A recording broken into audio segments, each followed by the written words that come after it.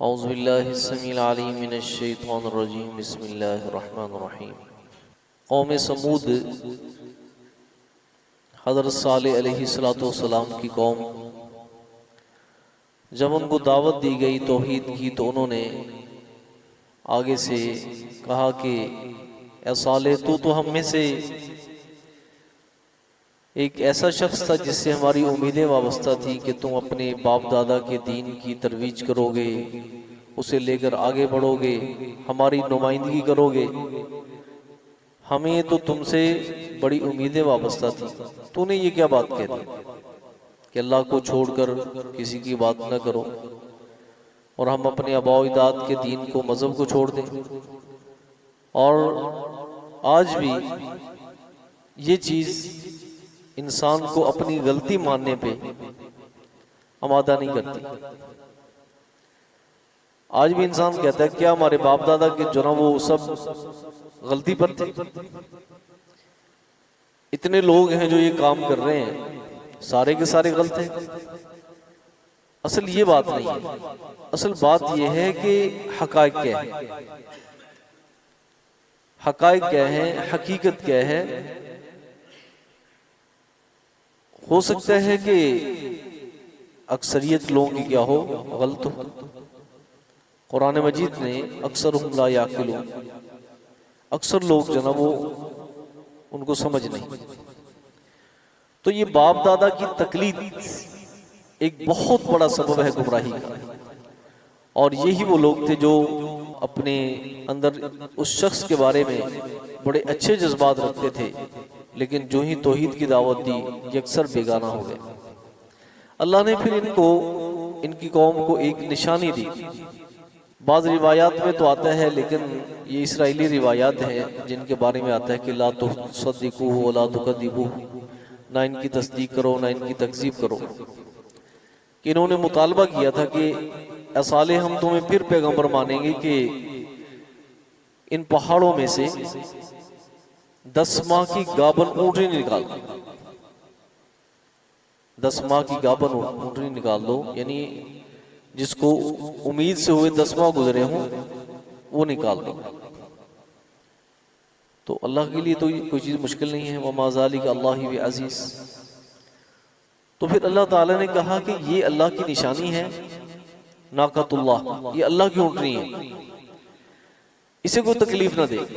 جہاں مرضی کھائے پیے، کوئی شخص اس کو ہاتھ نہ لگائے اور اسے تکلیف نہ پہنچائے۔ اور جو تمہارے پاس پانی کا کنواں ہے، ایک دن تم اس سے پانی پیو گے اور دوسرے دن یہ اونٹنی پانی پیے گی اس میں سے، اور اس دن کوئی شخص پانی نہ پیے، وہاں سے نہ لے، اپنا پہلا پانی سٹور کر لو پہلے۔ تو قرآن مجید نے سورہ الشمس میں بیان کیا ہے اذ انبعث اشقاہا، اس قوم کا ایک بہت بڑا بدبخت اٹھا جس نے اس اللہ کی نشانی کی ٹانگیں کاٹ دی، اور پھر ان کے اوپر جو نا وہ عذاب جو ہے وہ سچ کر دیا گیا۔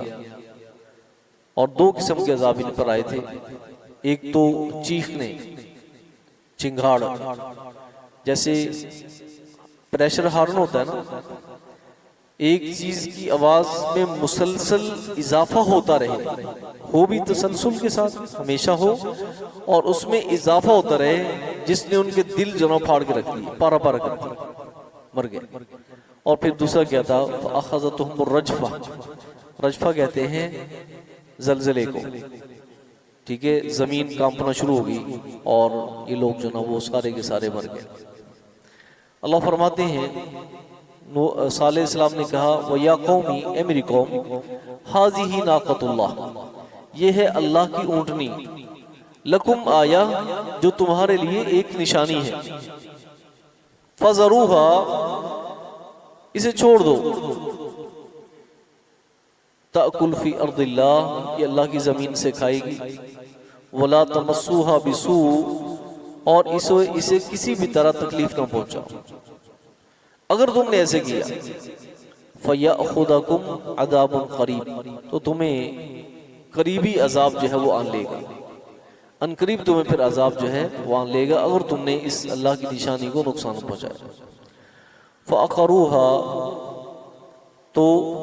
انہوں نے اس کے پاؤں کاٹ دیے، اس کے پاؤں کاٹ دیے۔ اکثر کہتے ہیں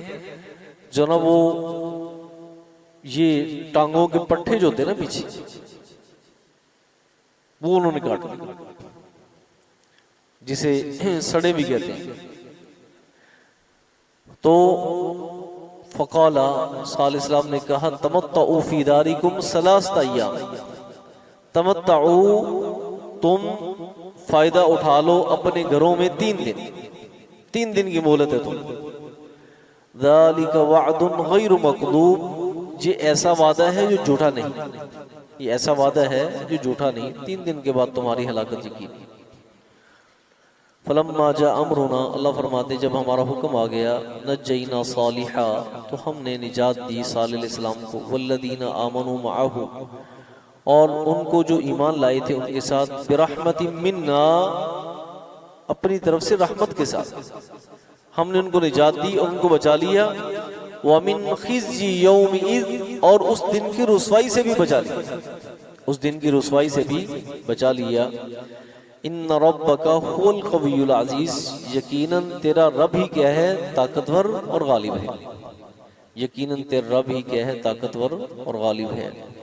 وَأَخَذَ الَّذِينَ ظَلَمُوا الصَّيْحَةَ، اور پکڑ لیا ظالموں کو چنگھاڑ نے،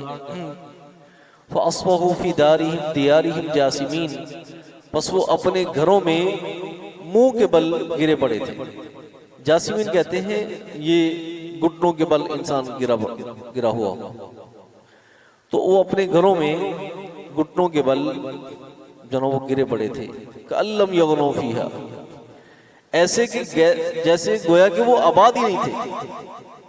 کَأَن لَّمْ يَغْنَوْا فِيهَا، کیسے گرے ہوئے تھے، لم یغنوا فیہا، جیسا کہ وہ یہاں پر آباد ہی نہیں تھے، رہتے ہی نہیں تھے، یعنی ایک دم قوم کا فیصلہ کر دیا گیا، ایسے لگا کہ یہاں پر کوئی قوم آباد ہی نہیں تھی، ختم ہو چیز۔ الا خبردار، ان ثمود کفروا ربہم، بے شک قوم سمود نے اپنے رب سے کفر کیا۔ الا خبردار، بعدا لثمود، قوم سمود کے لیے دوری ہو، پھٹکار ہو، لعنت ہو۔ تو اس قوم کا بھی کام تمام کر دیا گیا، اور ہم نے پیچھے 2 اقوام کا پڑھ لیا، حضرت نوح علیہ السلام کی قوم اور قوم ہود، اور تیسری قوم صالح جسے قوم سمود کہا جاتا ہے۔ نبی علیہ السلام جب جنگ تبوک پر جا رہے تھے تو ان کے اس علاقے سے گزرے تو نبی علیہ السلام نے فرمایا لا تدخلوا مساکن الذین ظلموا انفسهم الا ان تکونوا باقین، کہ تم ظالموں کی بستی سے مت گزرو، ہاں ایسی حالت میں گزر سکتے ہو کہ تم روتے ہوئے وہاں سے داخل ہو اور جلدی وہاں سے نکل جائے، کہیں ایسا نہ ہو کہ تمہیں بھی وہ عذاب آن لے جو ان کو، جس عذاب نے ان کو آن لیا تھا۔ تو اس سے پتہ ہی چلتا ہے کہ ہمارے ہاں جو آثار قدیمہ کی جو ایسے کھنڈرات یا ایسی جگہ ہیں جن کے بارے میں یہ یقین ہو کہ یہاں پر کسی قوم کو نیست و نابود کیا گیا ہے، تو وہاں پہ نہیں جانا چاہیے، جائے بھی جائے تو عبرت کے لیے جایا جائے اور وہاں پہ رویا جائے، اللہ تعالیٰ سے پناہ مانگی جائے، ٹرپ کے لیے یا وہاں پہ تفریح کے لیے نہیں جانا چاہیے۔ سبحانک اللہم و بحمدک، اشہد ان لا الہ الا انت۔